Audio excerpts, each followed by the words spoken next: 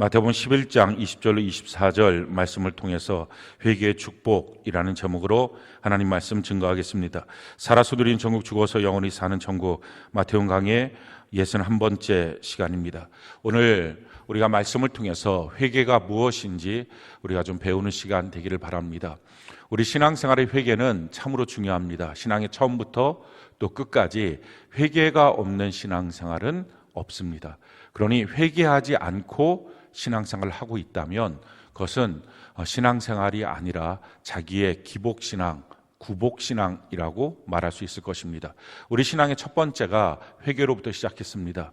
우리가 죄를 향하여, 세상을 향하여 마귀의 종으로 살아가던 우리에게 하나님의 은혜를 부어주셔서 하나님의 사랑이 무엇인지, 십자가의 은혜가 무엇인지 깨닫게 되고 이제 돌이켜서, 이 돌이킨다는 말이 회개인데, 돌이켜서 내가 이제 죄를 향하여, 세상을 향하여 살지 않고 하나님을 향하여 살겠습니다. 하나님의 말씀을 따라 살고 이제 예수님이 나의 주인이시고 나는 죽었고 내 안에 예수님이 살아계십니다. 이 고백을 통하여 신앙은 시작합니다. 그러니 신앙이 시작할 때도 회개가 없으면 신앙은 시작하지 않습니다.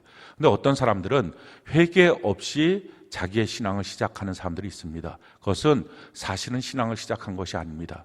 회개 없이, 내가 돌이킴 없이 내가 이제 세상을 버리고 세상을 등지고 하나님을 향하겠습니다. 그게 없이 그냥 세상살이를 하면서 하나님을 믿으면 조금 더 좋겠지, 교회를 나오면 내 마음이 좀 더 편하겠지, 이렇게 플러스 알파와 같이 하나님을 믿고 따르는 것, 이것은 신앙생활이 아닙니다. 그러니까 신앙생활의 처음 시작은 회개로부터 시작을 합니다. 그리고 이 신앙생활이 또 이어져 가다가 어느 날 내가 무엇인가 잘못하고 또 죄에 빠지고 세상의 유혹에 빠져 있을 때 다시 하나님께로 돌이키는 것, 이 돌이킴이 회개인데, 돌이키는 것, 이게 없으면 결국은 생명을 잃어버리고 죽게 됩니다.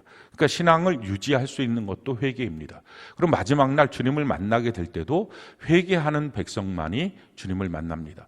이스라엘의 달력에서 7월이라고 하는 달력은 참 신비한 달입니다. 7월 1일이 이스라엘 달력으로 7월 1일이 나팔절이라고 하는데 이스라엘 전역에서 나팔을 붑니다. 그래서 그 나팔을 불면서 희년을 선포하게 됩니다. 그런데 이 절기는 사실은 하나님께서 우리에게 상징으로 보여주는 절기입니다.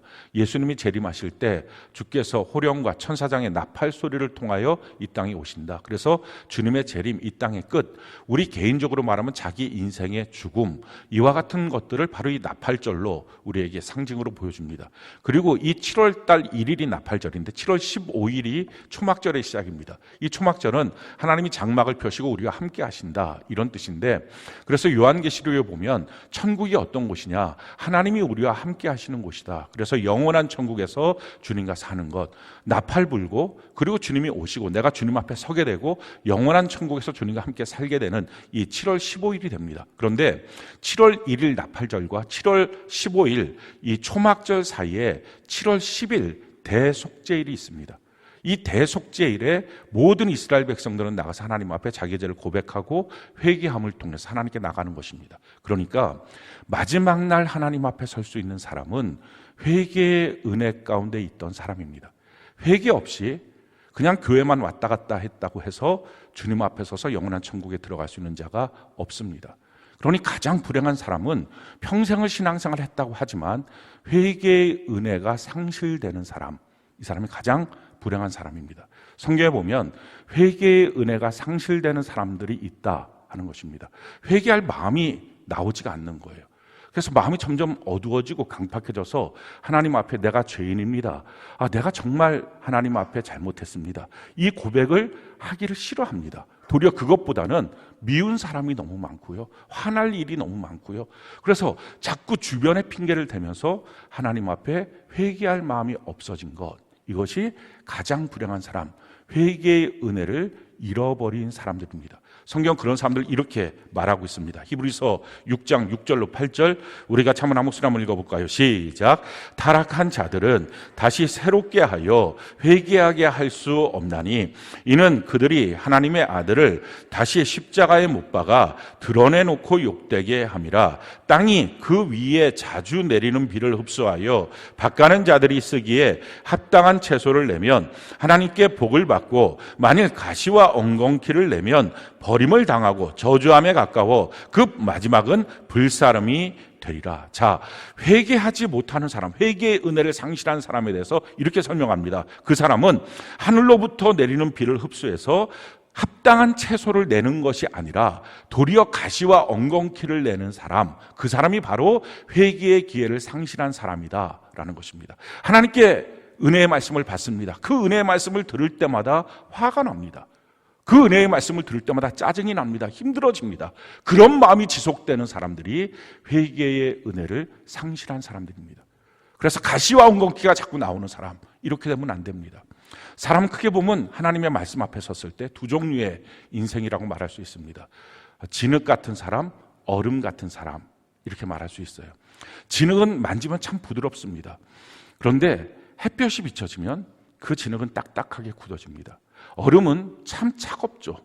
냉혈한 같죠. 그런데 햇볕이 비춰지면 녹아내립니다.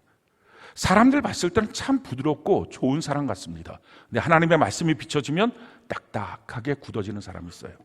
사람이 봤을 때 좀 차가운 사람, 이런 사람들이 있습니다. 그런데 하나님의 말씀이 비춰지면 그 마음이 녹아지는 사람이 있습니다.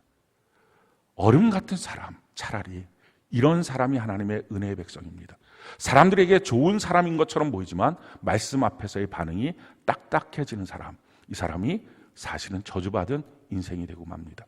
그러기에 내 마음이 어떠냐 하는 거예요. 똑같은 나뭇가지라 해도 나무에 붙어있는 나뭇가지는 햇볕이 비춰지면 잎이 나고 꽃이 나고 열매가 입니다. 그 진액을 빨아들이면서 광합성을 하죠. 그런데 똑같은 나뭇가지라고 해도 나무에 붙어있지 않는 나뭇가지는 햇볕이 비춰질수록 마르고 결국 불사름이 되고 맙니다.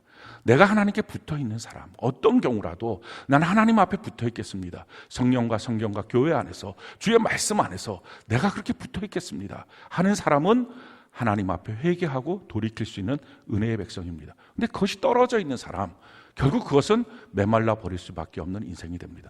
교회당 안에 육체적으로 나와 있다고 하는 것이 중요한 게 아니라 내 마음이 지금 어떠냐 하는 거예요. 내 마음이 가난한 마음이 되어서 난 하나님 없으면 안 되겠습니다, 이 마음으로 되어 있는지, 아니면 내 마음이 가난하지 않아서 그냥 내 생각대로 판단하고 마음이 점점 어떤 말씀에 대해서는 진흙처럼 딱딱해지고 또 어느 말씀에 대해서는 아주 메말라져 버리고 이런 모습이라면 그것이 참 고통스러운 인생입니다. 내가 회개할 수 있다는 것, 성경 그 회개를 생명을 얻는 유일한 길이다라고 말합니다. 그래서 성경이 우리에게 이렇게 말씀하죠. 사도행전 11장 18절, 우리가 한번 한 사람을 읽어볼까요? 시작. 생명을 얻는 회개를 주셨도다 하니라. 우리가 생명을 얻는 유일한 길이 있다면 그것은 회개입니다. 그래서 오늘 우리가 이 회개가 무엇인지, 어떻게 해야 되는지 우리가 이것을 배움을 통해서 진실로 이 생명을 얻는 그리스도인다운 삶, 종교인 아니잖아요. 정말 생명이 있는 그리스도인다운 삶이 무엇인지 우리가 깨닫게 되고 누리게 되는 은혜가 있기를 바랍니다. 자, 제일 첫 번째, 그렇다면 회개가 뭐냐라는 거예요. 아마 교회를 좀 다니시는 분들은 회개라고 하면 머릿속에 이런 생각이 들 거예요. 죄의 리스트를 자기가 쭉 적고, 그러고 난 다음에 막 하나님 이제 졌어요, 이제 졌어요, 이 잘못했어요, 이 잘못했어요, 이렇게 쭉 아뢰고, 그러고 난 다음에 뭐가 생각이 안 나면 또 뭐가 있지? 혹시 아주 어렸을 때 또 뭐 잘못했지? 이런 것까지 막 다 하고, 그래갖고 결국 이거 뭐 생각이 끝내 안 나면 우리가 마지막으로 하나님께 하는 기도 있잖아요. 생각나지 않은 모든 죄까지 하나님 용서해 주세요. 이렇게 해서 그냥 어떻게 하나님 앞에 이 죄에 대해서 고백하고 나면 이 죄의 사슬로부터 싹 벗어났다, 이렇게 생각하는 자아 비판하는 것 같은 느낌, 이걸 회개라고 보통 생각을 해요. 근데 사실은 회개 안에는 이렇게 자기의 죄를 고백하는 것도 있습니다. 그러나 사실은 회개의 본질이 이것은 아닙니다. 아니, 더 정확하게 말하면 이렇게까지 하지 않아도 됩니다. 회개의 본질은 메타노이아, 원어로요, 헬라어인데 이 메타노이아라고 하는 말은 마음을 돌이키다라는 뜻이에요. 지금 우리의 마음이 어디가 있습니까? 세상을 향하여, 돈을 향하여, 마귀의 종으로 그렇게 내 자아를 주장하는 대로 가 있습니다. 근데 거기서부터 마음을 돌이켜서 하나님을 향하는 것, 이게 회개예요. 그러니까 아무리 죄의 리스트를 만들어서 고백했다 해도 내 마음은 여전히 세상이 좋다면 그 회개한 것 아닙니다. 근데 하나님 앞에 내 마음을 돌이키게 되는 것, 이게 바로 회개가 됩니다. 그래서 어떤 차원에서 보면 하나님과의 관계 회복, 이렇게 회개를 정의할 수 있습니다. 왜 관계 회복이 중요하냐면 죄가 들어가면 나타나는 현상은 관계를 다 단절시킵니다. 아담과 하와가 선악과를 먹음으로 범죄했어요. 범죄하고 난 다음에 나타나는 현상이 이것입니다. 창세기 3장 8절 10절 우리가 한번 한 목소리 한번 읽어볼까요? 시작. 그들이 그날 바람이 불 때 동산에 거니시는 여호와 하나님의 소리를 듣고 아담과 그의 아내가 여호와 하나님의 낯을 피하여 동산 나무 사이에 숨은지라. 이르되 내가 동산에서 하나님의 소리를 듣고 내가 벗었으므로 두려워하여 숨었나이다. 자, 어떻게 합니까? 죄가 들어왔더니 낯을 피합니다. 서로의 얼굴을 잘 보지 않습니다. 서로의 눈을 마주치지 않고요, 말을 섞지 않습니다. 죄가 들어가면 이렇게 관계가 단절됩니다. 또 무엇을 합니까? 이렇게 서로 낯을 보지 않을 뿐만 아니라 서로 숨습니다. 서로 간의 동선을 잘 이렇게 해갖고 안 마주칠 수 있도록 함께 있는 공간에 있지 않도록 하려고 애를 씁니다. 함께 있는 것이 숨막히고 괴로우니까 그래서 자꾸 움직이려고 합니다. 또 거기서 더 나가서 두려워하여 숨게 됩니다. 그러니까 죄라고 하는 것이 들어오면 내 안에 있는 온갖 부정적인 감정들이 다 나타납니다. 억울함, 분노, 미움, 불안, 두려움, 죄책감, 정죄감, 뭐 이런 것들이 다 들어와서 함께 있는 것, 서로 대화하는 것, 이런 것들이 너무 힘들 만큼 그렇게 관계가 단절되는 것, 이게 바로 죄의 문제입니다. 사람들끼리도 이 죄가 들어오면 이렇게 관계가 단절돼 버리죠. 근데 사실은 사람들 중에 죄 없는 사람이 누가 있습니까?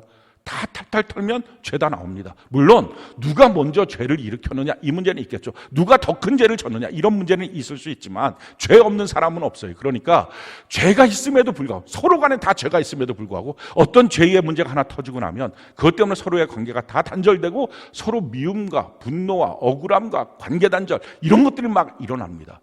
그런데 사람끼리도 이런데 죄가 전혀 없으신 하나님과 우리와의 관계에서 죄가 들어왔다. 그럼 하나님과의 관계는 완전히 단절입니다. 그러니까 죄라고 하는 것은 하나님과 우리와 더 이상 어떠한 교제도 할 수 없게 만드는 것. 예배를 드려도 그러니까 힘이 안 나는 거예요. 속된 말로 은혜가 안 됩니다. 이렇게 표현하는 것은 죄가 있어서 그렇습니다. 기도해도 전혀 기도의 능력이 나타나지 않아요. 찬송해도 능력이 없어요. 교회 봉사를 해도 하다 말다 자꾸 힘들다는 느낌이 듭니다. 왜? 죄가 들어오면 하나님과의 관계에서 이게 힘듭니다. 만약에 죄가 있음에도 불구하고 이게 처리가 안 됐는데 이런 부분을 느끼지 못하고 있다면 처음부터 종교 생활만 했기 때문에 하나님과의 만남이 무엇인지를 모르고 있거나 아니면은 양심에 화인 맞아서 완전히 굳어졌기 때문에 깨닫지 못하고 있을 수 있습니다. 그러나 죄가 들어오면 다 관계는 단절됩니다. 자, 하나님과의 관계가 단절되게 되면 나타나는 문제가 뭡니까? 제일 첫 번째, 하나님 우리의 생명 되십니다. 하나님 우리를 만드셨고 하나님 창조주예요. 그러니까 하나님으로부터 우리의 모든 생명 공급받습니다. 그러니 죄가 들어오면 생명으로부터 단절된 것입니다. 그래서 성경은 말합니다. 죄의 싹은 사망이다. 이미 죽은 것이라는 것입니다. 그가 살아있으나 살아있는 게 아닙니다. 목적도 없고 의미도 없고 세상의 풍조를 따라 자기의 마음과 육체가 원하는 욕심으로 살기 때문에 그저 살아가는 인생입니다. 눈 떴으니 사는 것입니다. 갈 곳이 있으니 그냥 가는 것입니다. 왜 가는지 의미도 없고 목적도 없고 그러니 허무해질 수밖에 없고 그러니 사는 것이 가치가 없는 삶을 사는 것입니다. 두 번째, 하나님의 만복의 근원이시죠. 그러니 하나님과의 관계가 단절되고 나면 더 이상 복은 없습니다. 복이 없다는 말은 수 없는 저주만이 그의 인생에 있다는 것입니다. 성경이 우리에게 이렇게 말씀을 합니다. 시편 16편 2절 우리 같이 한번 목소리 한번 읽어볼까요? 시작. 내가 여호와께 아뢰되 주는 나의 주님이시오니 주 밖에는 나의 복이 없다 하였나. 주님 밖에는 복이 없다라는 것입니다. 주님 없는데도 내가 복을 얻을 수 있는 것, 주님 없는데도 내가 성공하고 부교를 얻고 강건하고 잘 되는 것은 사실은 겉의 눈으로 봤을 때 잘 되는 것 같지만 그 길은 결코 돌이키지 못하게 만드는 마귀의 전략이요 영원한 저주에 들어가는 저주의 밑밥 밖에는 안 된다는 것입니다. 그러니 그것이 자랑할 것이 없는 거예요. 그래서 우리 인생은 하나님과의 단절, 죄가 들어오면 저주 속에 살고 영원한 저주로 가는 것입니다. 참 놀라운 것은요, 이 저주 속에 살고 있는 우리에게 이 저주의 한복판에 하나님이 먼저 우리를 사랑하신 거예요. 그래서 하나님의 아들을 우리에게 보내주셨어요. 하나님이 세상을 이처럼 사랑하사 독생자를 주셨으니 이는 저를 믿는 자마다 멸망하지 않고 영생을 얻게 하려 하십니다. 하나님이 하나님의 아들을 보내주셔서 우리의 모든 죄를 그 아들이 담당하시고 그 죄값을 지불하게 하셨어요. 이걸 속량이라고 합니다. 값을 지불해서 처리하신 것입니다. 성경이 이것을 우리에게 이렇게 말씀하십니다. 로마서 3장 23절로 24절 우리가 한번 수리 한번 읽어볼까요? 시작. 모든 사람이 죄를 범하였음에 하나님의 영광에 이르지 못하더니 그리스도 예수 안에 있는 속량으로 말미암아 하나님의 은혜로 값없이 의롭다 하심을 얻은 자 되었느니라. 모든 사람이 죄를 범했습니다. 한두 명이 아니라 죄 없는 사람은 없습니다. 모든 사람이 죄를 범하였어요. 그 죄의 값을 하나님의 아들 예수님이 오셔서 죄 없으신 그분이 우리의 죄를 대신 짊어지시고 우리의 저주와 가난과 질병을 짊어지시고 십자가에 못 박혀 죽으심으로 죄의 값을 지불하셨습니다. 속량, 대신 속했다 그래서 대속하셨습니다. 그래서 하나님과 우리와의 관계 속에 이제 죄라고 하는 장벽은 없습니다. 자, 이 놀라운 은혜는 지금 교회당 나와 있는 여러분들만을 위한 게 아니라 예수 믿는 사람들만을 위한 게 아니라 모든 사람들이 죄를 범해서 그 모든 사람들을 위하여 예수님이 십자가에 못 박혀 죽으신 것입니다. 그래서 이 땅에 어떤 사람도 하나님과 자기 자신 사이에 죄의 담은 없습니다. 주님이 이 문제를 다 처리하신 거예요. 이게 놀라운 하나님의 은혜고 하나님께서 우리를 먼저 사랑하신 것입니다. 그래서 로마서 5장 8절에 하나님이 먼저 우리를 사랑하셔서 우리가 죄인 되었을 때 그 아들을 보내심으로 하나님의 사랑을 우리에게 확증하셨다라고 말씀하셨습니다. 자, 이것을 믿는 자들마다 어떤 반응을 할까? 정말 하나님께서 죄와 하나님과 나 사이에 그 죄의 담을 다 헐으시고 더러워진 갈 수 없게 만들어진 그 길을 다 치워놓으셨거든요. 이제 내가 하나님을 향해 달려갈 수 있군요 하는 것을 믿고 하나님께 돌이켜가는 것입니다. 나 하나님 없으면 못 살아요. 돌이켜가는 것. 이게 회개입니다.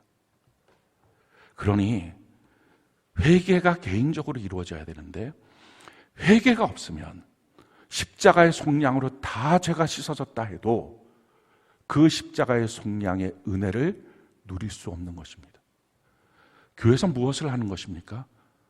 그의 죄를 사해 주는 게 아니고요. 이건 예수님이 이미 다 이 땅에 교회당에 나오지 않는 사람들의 죄도 다 사해 줬는데 그 죄가 사해짐을 누리지 못하기 때문에 결국 이 땅에서 그렇게 살다가 영원한 지옥에 가잖아요. 그들을 향해서 당신의 죄가 다 사함을 받았다고 선포해주고 사함을 받았으니 그것을 믿고 이제 하나님께 나가면 된다고. 그 하나님께 나가는 방식은 그게 믿음이잖아요. 하나님께 바른 고백을 하는 것, 이제 하나님께 바른 반응을 하는 것, 그 믿음을 가르쳐주고 믿음으로 살게 만들어주는 것, 이게 교회가 해주는 것입니다. 이미 여러분들의 모든 죄는 다 예수님의 십자가로 해결됐습니다. 문제는 그것을 믿고 내가 하나님께 나아가느냐 나아가지 않느냐 하는 거예요. 그것을 믿고 하나님께 나아가는 자는 하나님 아버지로 말미암아 새로운 은총을 누리고, 그것이 믿어지지 않아서 나아가지 않는 자는 그것을 누릴 수 없는 것입니다. 미국의 수정헌법 13조가 국회에서 통과해서 발효가 되었을 때에 그 수정헌법 13조는 흑인 노예 해방에 대한 헌법입니다. 근데 이 흑인 노예를 해방한다라고 하는 것이 통과가 돼서 발표가 됐어요. 그럼 이론적으로는 그 다음 날부터 미국 땅 전체의 흑인 노예는 없애야 됐습니다. 근데 그렇지 않았어요. 그 이후로 10년 동안 흑인 노예는 계속 있었고, 또 더 놀라운 것은 요즘에도 그냥 흑인들을 노예처럼 억압하는 그 수정헌법 13조를 교묘하게 잘못되게 적용해서 그 경찰들이 흑인들을 억압하는 도구로 쓰고 있습니다. 왜 이런 일들이 생겼을까요? 다 없어져야 되는데 안 없어진 게 그대로 있는 거예요. 그 이유는 두 가지예요. 한 가지는 흑인들이 못 들었어요. 그러니까 글을 모르니까 주인들이 가르쳐줘야 되는데 그 주인들이 자기 유익에 맞지 않으니까 안 가르쳐줬어요. 몰랐어요. 또 한 가지, 그것을 들었던 흑인들도 있어요. 그런데 들었던 흑인들도 지금 여전히 주인이 와서 막 채찍질을 하고, 당장에 내가 고통스럽고 당장에 내가 일하자면 못 먹을 것 같고, 그냥 이런 상황 가운데 그 말이 무슨 의미가 있어? 나한테 효험도 없는데 나타나야 나타나는 거지. 아니, 자기가 돌이켜서 주장해야 나타나는 거지. 그냥 나타나야 나타나는 거지. 예수 믿는 걸 이렇게 어처구니 없이 생각하는 거랑 똑같이 흑인들도 생각했어요. 그러다 보니까 10년 이상 노예들은 그대로 있었어요. 지금 똑같아요. 예수님의 십자가의 속량의 은혜가 선포되었는데 사람들 중에 이러는 거예요. 잘 모르고, 첫 번째. 그러니까 복음을 증거해야 됩니다. 두 번째는 알아도 지금 내 삶이 얼마나 고달프고 힘든데, 주님이 정말 그랬으면 내 삶에 나타나야지, 나타나지도 않는데, 그게 무슨 내게 의미가 있어. 이러면서 여전히 죄와 마귀의 노예살이를 하는 것입니다. 근데 그때 북부에 있는 흑인들 중에 그 소식을 듣고, 진짜 이거 맞잖아 라고 주장하기 시작했어요. 그렇게 주장했던 흑인들로부터 죄의 해방이라고 하는 그 권리를 그들이 누리기 시작했어요. 예수 믿는 사람들은 누구예요? 속량의 은혜를 정말로 누리는 사람이에요. 말로만 듣고 누리지 못하는 사람들은 여전히 아무 의미가 없이 종교생활을 하는 것입니다. 죄와 사망에서부터 내가 해방되었습니다. 이걸 누리는 거. 근데 그걸 누리는 유일한 방법이 뭐예요? 이제 하나님께로 돌이키는 거예요. 내가 더 이상 마귀의 종, 죄의 종으로 살 수 없습니다. 나는 하나님께로 나아가겠습니다 하고 하나님께로 달려가는 것. 그게 회개거든요. 회개가 없으면 속량의 은혜가 그에게 의미가 없습니다. 우리가 살면서도 하나님 앞에 회개가 없으면 그때 주신 하나님의 은혜가 그에게 가치가 없고요. 마지막 때도 회개가 없으면 천국이 예비되어 있는 그 천국이 그에게 능력이 되지 못하는 것입니다. 하나님 앞에 회개하는 것. 성경이 우리에게 이렇게 말하는 거죠. 히브리서 10장 19절로 22절 우리 같이 한번 수리 한번 읽어볼까요? 시작. 그러므로 형제들아 우리가 예수의 피를 힘입어 성소에 들어갈 담력을 얻었나니 그 길은 우리를 위하여 휘장 가운데로 열어놓으신 새로운 살길이요 휘장 곧 그의 육체니라. 또 하나님의 집 다스리는 큰 제사장이 계심에 우리가 마음의 뿌림을 받아 악한 양심으로부터 벗어나고 몸은 맑은 물로 씻음을 받았으니 참마음과 온전한 믿음으로 하나님께 나아가자. 우리가 하나님께 나아갈 때 예수의 피를 힘입어. 내가 하나님께 나갈 수 있는 자격도 없습니다. 나 같은 죄인이 어떻게 주님 앞에 나와서 내가 그 은혜를 받았다고 말할 수 있을까요? 그럼에도 불구하고 하나님 예수 그리스도의 피로 말미암아 내가 속량받았다는 걸 믿고 담대히 하나님께 나갈 때 그 주님 안에서 씻겨짐과 회복됨이 있다라는 것입니다. 그래서 오늘 우리에게 필요한 것은 하나님께 이렇게 담대히 나가는 것입니다. 신앙생활 저절로 씻어줬으니 내게 능력이 나타나야지. 축복을 선포했으니 내게 복이 임해야지. 그게 아니라 정말 믿고 있다면 그렇게 하나님께 자기가 적극적으로 나아가는 것. 이게 믿음이고요. 이렇게 할 때만 그게 그에게 효염이 됩니다. 신앙생활 잘못 배워서 저절로 되는 줄 압니다. 예배당에 앉아 있는 것만 해도 내가 얼마나 대단한 노력을 하고 여기 있는지 몰라요 라고 말하는 분들도 있어요. 예수님의 십자가의 그 사건 앞에 그게 공로일 정도의 가치나 있을까요? 주님이 우리에게 열어놓으신 그 은혜 앞에 담대히 하나님께 나아가는 것. 내가 죄인입니다. 내가 하나님 아버지를 잃어버리고 세상을 향하여 살았습니다.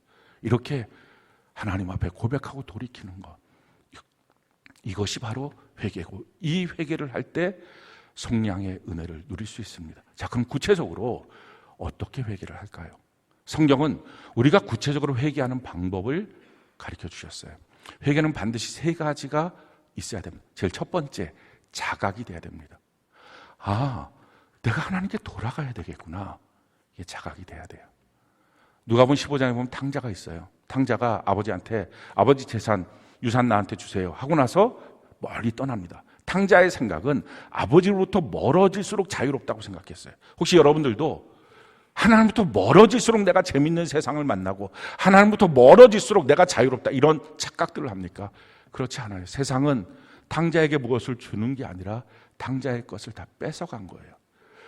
거기서 호랑방탕하고 있다가 흉년까지 맞이해서 유대인으로 하지 않았던 돼지를 치는 일들까지 노예 생활까지 하게 되는 그 상황이 되었습니다. 그런 상황이 됐을 때 누가복음 15장에 이 탕자가 자각을 합니다. 내가 이렇게 했을 수는 없지. 우리의 삶도 마찬가지예요. 성경은 우리에게 이렇게 말씀을 합니다.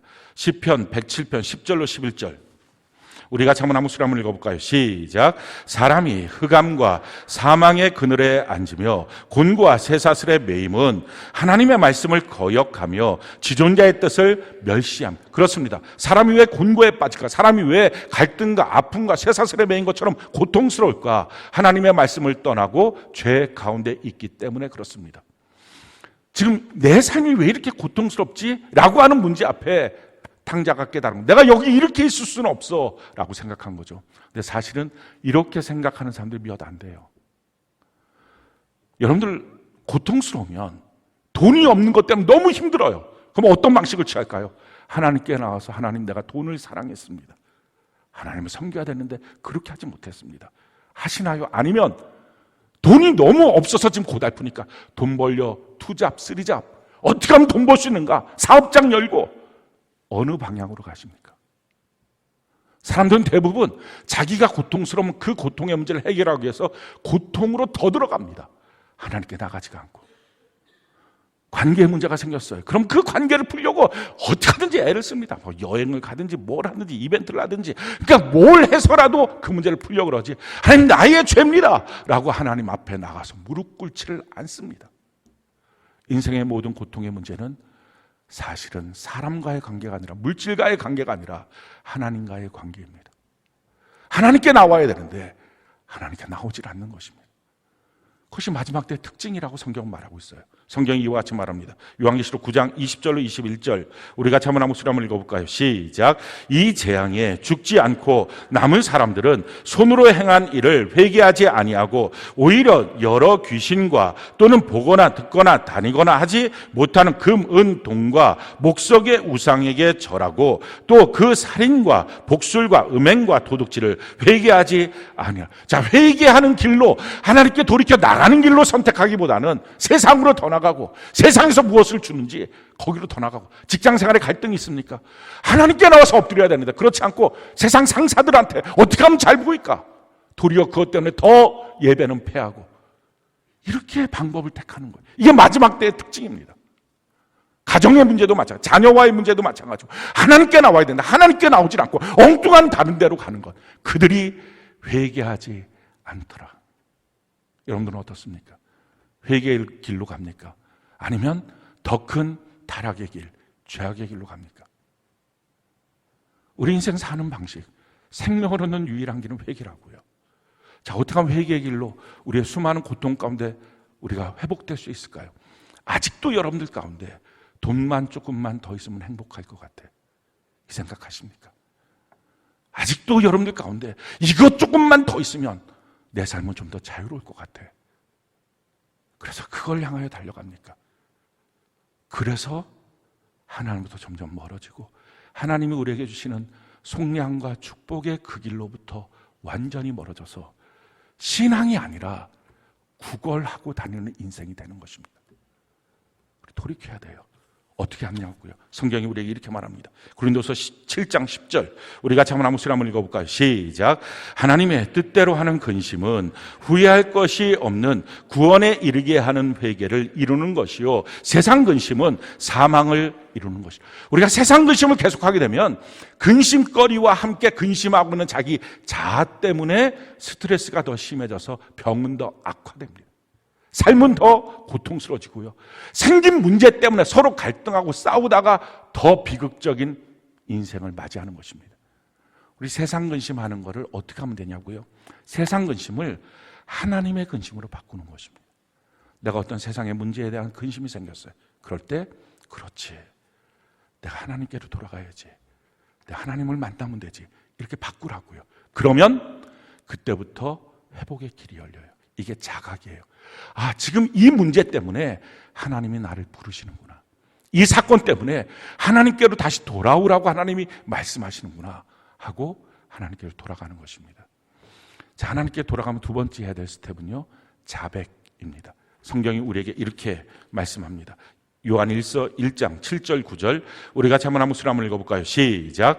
그가 빛 가운데 계신 것 같이 우리도 빛 가운데 행하면 우리가 서로 사귐이 있고 그 아들 예수의 피가 우리를 모든 죄에서 깨끗하게 하실 것이요 만일 우리가 우리 죄를 자백하면 그는 미쁘시고 의로우사 우리 죄를 사하시며 우리를 모든 불의에서 깨끗하게 하실 것이요. 자, 우리의 죄를 자백하는 것입니다. 이것을 성경은 빛 가운데로 나오는 것이다 라고 설명합니다. 자, 우리가 자백하지 않으면 하나님이 모르실까요? 내가 지었던 죄를 모르시는데 어떻게 우리의 모든 죄를 다 씻어주셨나요? 속량하셨나요? 아니, 다 아세요. 그럼 아시는 하나님이 왜 죄를 내게 자백하라고 할까요? 그러니까 이 말을 듣고서 사람들이 회개하면 죄의 리스트 작성해서 자비판하듯이 나 이거 잘못 이렇게 하는 게 회개라고 생각을 하게 되는 것입니다. 근데 그게 아니라 왜 자백을 하느냐? 이유는 죄는 숨겨두면 왕성하게 일합니다. 근데 죄를 빛 가운데 드러내면, 자백하면, 공개해버리면 죄는 힘을 상실해요. 그래서 죄로 말미암아 결박되어 있는 내 모습을 끊어버려서 자유롭게 되라고 하는 것이 죄를 자백하는 것입니다. 우리에게 공동체를 주신 이유가 무엇인지 아십니까? 셀 공동체. 우리의 죄를 서로 자백하고, 그러면 더 이상 죄에 묶이지 않아요. 우리의 잘못을 서로 고백하고, 그럼 더 이상 거기에 묶이지 않아요. 숨겨두고 아무것도 없는 양 편안한 얼굴하고 사실은 죄의 결박에 쌓여 있는 모습, 그것이 마귀가 원하는 모습이에요. 성경은 우리에게 이렇게 말합니다. 야고보서 5장 16절, 우리 같이 한번 읽어볼까요? 시작. 그러므로 너희 죄를 서로 고백하며 병이 낫기를 위하여 서로 기도하라. 의인의 간구는 역사하는 힘이 큼이라. 우리의 죄를 서로 고백하고 그렇게 기도하면 죄도 끊어지고 병도 끊어지고 우리의 삶에는 수많은 결박들이 끊어질 수 있다라는 것입니다. 세 번째 스텝은요, 회개하기 위해서는 반드시 회개에 합당한 열매를 맺어야 합니다. 성경은 하나님께로 돌아오는 열매에 대해서 세 가지를 우리에게 구체적으로 말씀하고 있어요. 하나님께 회개하기 위해서, 정말 내가 하나님 앞에 이렇게 죄인입니다, 잘못했습니다, 나는 이제 하나님만을 향하여 하나님께로 돌이켜서 살겠습니다. 그랬을 때 사람들이 얼마나 간악하냐면은 자기가 자기를 속여요. 급하니까, 바쁘니까, 진짜 그런 것이냐? 사실은 자기 마음에 진정성이 없는 거예요. 그래서 진정성이 있는지를 확인하기 위해서 회개에 합당한 열매를 점검하게 하십니다. 그 열매가 세 가지예요. 첫 번째, 하나님께 돌아오려거든 성경 전체를 살펴보면 이 세 가지의 조건을 하나님이 우리에게 회개에 합당한 열매로 가르쳐 주셨어요. 사무엘상 7장 3절, 우리가 한번 한번 읽어볼까요? 시작. 사무엘이 이스라엘 온 족속에게 말하여 이르되 만일 너희가 전심으로 여호와께 돌아오려거든 이방 신들과 아스다롯을 너희 중에서 제거하고 너희 마음을 여호와께로 향하여 그만을 섬기라. 그리하면 너희를 블레셋 사람의 손에서 건져내시라. 자, 제일 첫 번째, 너희가 하나님께 돌아오려거든 회개에 합당한 열매는 너희 손에서 우상을 버리라 라는 것입니다. 우상이 뭡니까? 뭐 가서 토종비결 보고 점 보러 다니고 구타러 다니고 이런 것도 우상일 수 있죠. 가서 절하고 절에 갖고 막 이렇게 절하고 이런 것도 다 우상일 수 있죠. 근데 가장 강력한 우상, 그것은 하나님보다 내가 더 좋아하는 거예요. 지금 뭐죠? 회개, 돌이킴.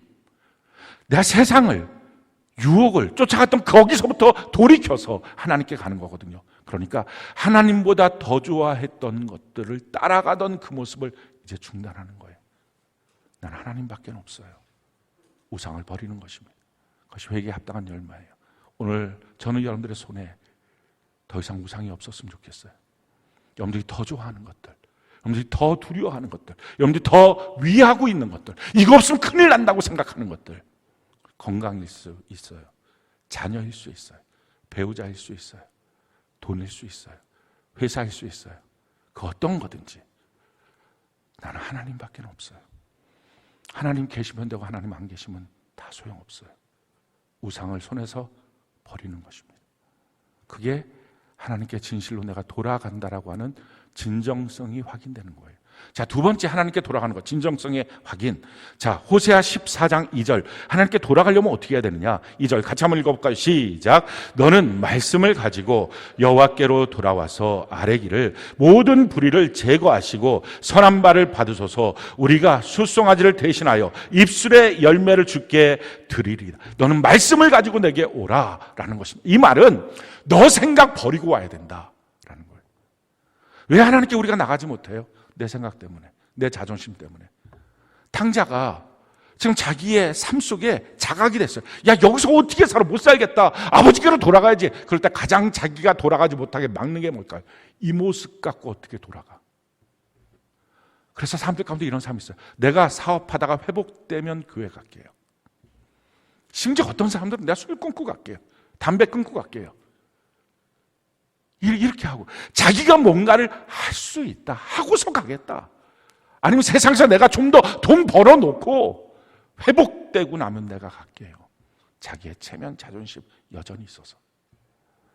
그러니까 그거를 내려놓는 거예요. 너 생각 버리고, 너의 자존심도 버리고, 너의 상식도 버리고 오직 말씀만 붙잡고 하나님께 나와야 된다. 이게 회개의 진정성이에요. 세 번째, 회개는 어떻게 하는 것이 회개의 진정성이냐? 말라기 3장 7절로 8절 우리 같이 한번 한 목소리 한번 읽어볼까요? 자, 시작. 만군의 여호와가 이르노라, 너희 조상들의 날로부터 너희가 나의 규례를 떠나 지키지 아니하였도다. 그러즉 내게로 돌아오라. 그리하면 나도 너희에게로 돌아가리라 하였더니 너희가 이르기를 우리가 어떻게 하여야 돌아가리까 하는도다. 사람이 어찌 하나님의 것을 도둑질하겠느냐? 그러나 너희는 나의 것을 도둑질하기도 말하기를 우리가 어떻게 주의 것을 도둑질하였나이까 하는도다. 이는 곧 11조와 봉헌물이라. 자, 우리가 하나님을 떠나게 됐던, 세상에 살게 됐던, 죄를 향하게 됐던 가장 강력한 이유가 뭡니까? 돈 때문이에요. 예배 왜 빠지죠? 직장이 너무 좋아서 거의 없을 거예요. 돈 때문에. 사업 왜 이렇게 거기에 미쳐있는 듯이 하죠? 돈 때문에. 사실은 우리가 세상에 빠져있는 이유, 한마디로 말하면 돈 있으면 더 잘 살 것 같고 돈 있으면 더 화려하게 멋지게 살 수 있을 것 같으니까 돈을 쫓아갔던 내 모습, 그거예요. 그래서 하나님도 돈 주지 않는 하나님은 싫다고 생각하는 정도. 하나님께 진실로 돌아가는 것. 마태복음 6장 24절에 너가 두 가지 신 섬길 수 없다. 하나님과 돈 둘 다 섬길 수 없다. 그래서 하나님 앞에 내가 이제 돈을 섬기지 않습니다. 하나님을 섬기겠습니다. 나 하나님 없으면 안 됩니다. 이 회개의 진정성을 위해서 너가 하나님 앞에 너의 물질을 굴복시키는 것을 해보라 하는 그게 11조와 봉헌물이에요.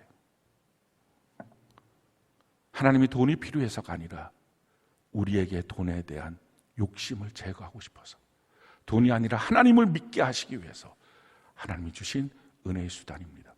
사랑하는 성도 여러분, 우리가 이와 같이 진실한 마음으로 하나님께 돌아가야 돼요. 하나님 이미 우리의 모든 죄를 다 제거하시고 길을 열어놓으셨어요. 우리가 담대함으로 예수의 피를 힘입어 하나님께 나가는 은혜가 있기를 바랍니다. 우리가 하나님께 나가면, 회개하면 어떤 역사가 있을까요? 세 가지의 놀라운 회개의 축복이 있어요. 제일 첫 번째는요, 회복이 있어요.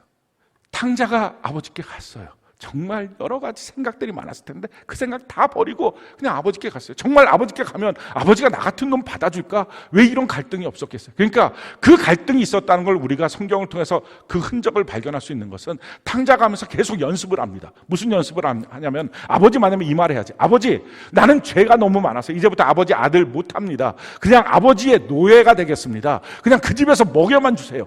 이 말을 하겠다고. 자기가 체면도 없으니까 계속 그걸 연습해요. 그래서 아버지 딱 만나자마자 아버지 저는 죄인이에요. 이게 외운 듯이 막 쏟아져 말을 하는 것입니다. 근데 너무 놀라운 것은요, 그 말을 다 못 끝내요. 아버지가 그냥 그를 끌어안아 버려요.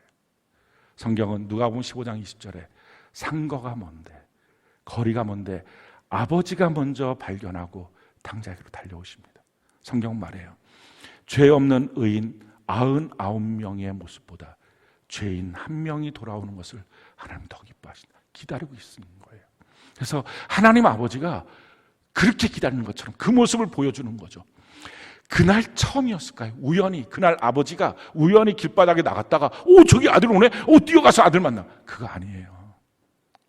우리가 성경의 문맥을 살펴보면 아버지는 탕자 떠나고 난 다음에 날마다 나갔어요.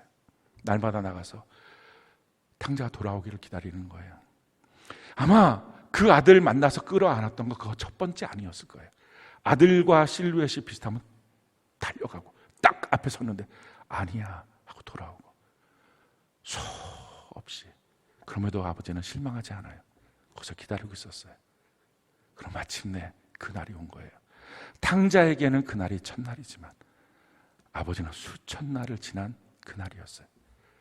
우리가 돌아가서 하나님 앞에 회개하는 것은 우리의 첫날처럼 보이지만 우리 하나님 아버지는 이미 아들을 죽이시고 그날 이후로 우리를 기다리고 계십니다.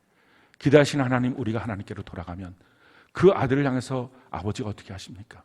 나 죄인이라고 종이라고 말하는 그 아들을 향해서 옷을 벗기고 몸을 씻기고 가락지를 끼우고 옷을 입히고 신발을 신기고, 이거는요 지금 이 탕자는 신도 못 신고 온 거예요. 그 당시 노예는 신을 못 신어요.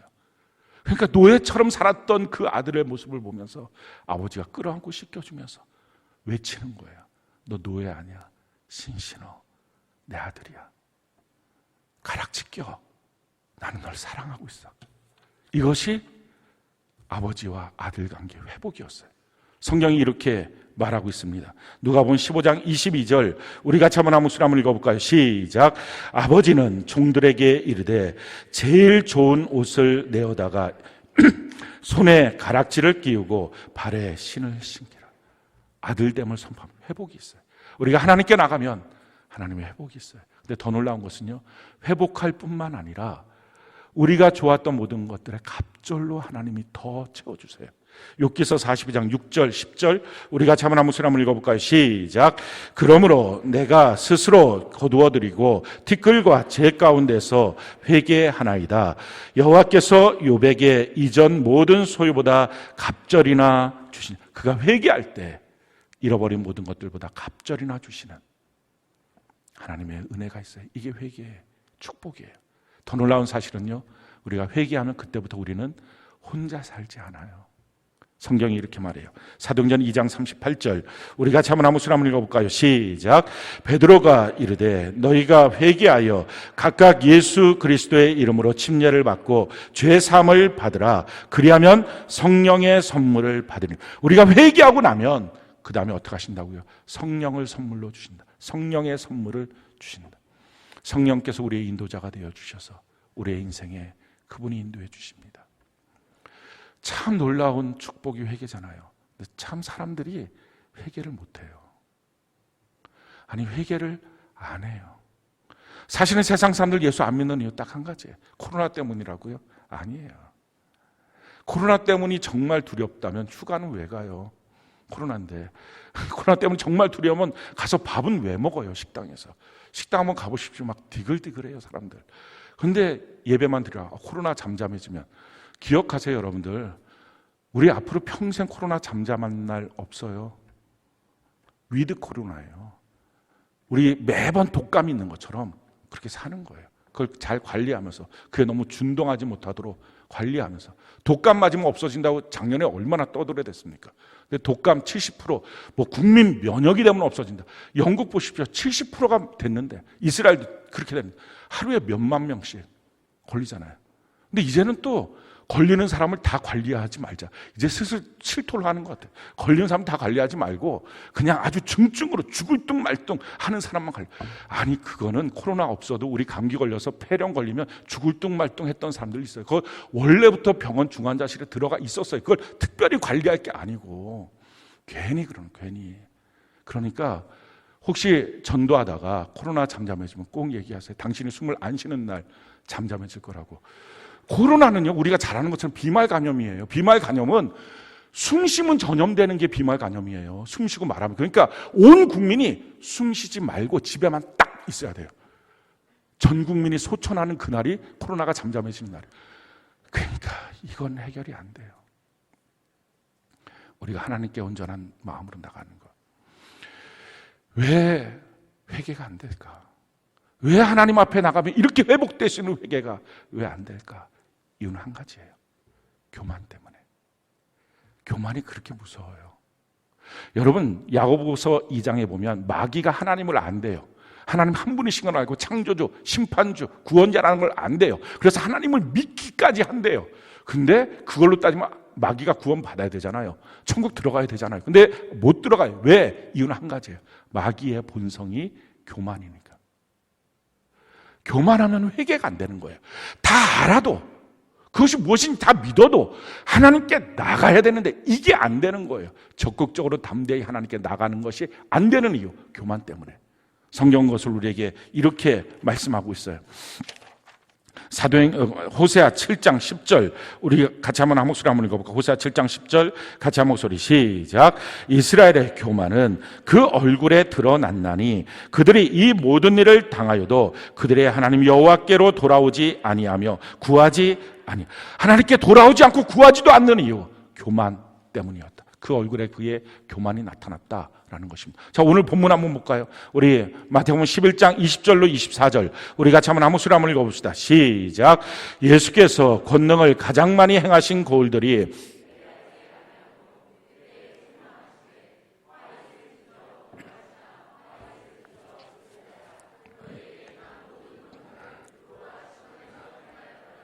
그들이 벌써 베옷을 입고 제에 앉아 회개하였으리라. 내가 너희에게 이르노니 심판날에 두로와 시돈이 너희보다 견디기 쉬우리라. 가버나움아, 내가 하늘에까지 높아지겠느냐? 음부에까지 낮아지리라. 네게 행한 모든 권능을 소돔에서 행하였더라면 그 성이 오늘까지 있었으리라. 내가 너희에게 이르노니 심판날에 소돔 땅이 너보다 견디기 쉬우리라 하시나. 자, 하나님께서 권능을 행하셨던 그 지역에서 회개하지 않음을 보시고 책망하십니다. 그 이유를 뭐라고 말해요? 너희가 가보나마 하늘까지 높아지겠느냐? 그 높아진 마음 때문에 회개하지 않습니다.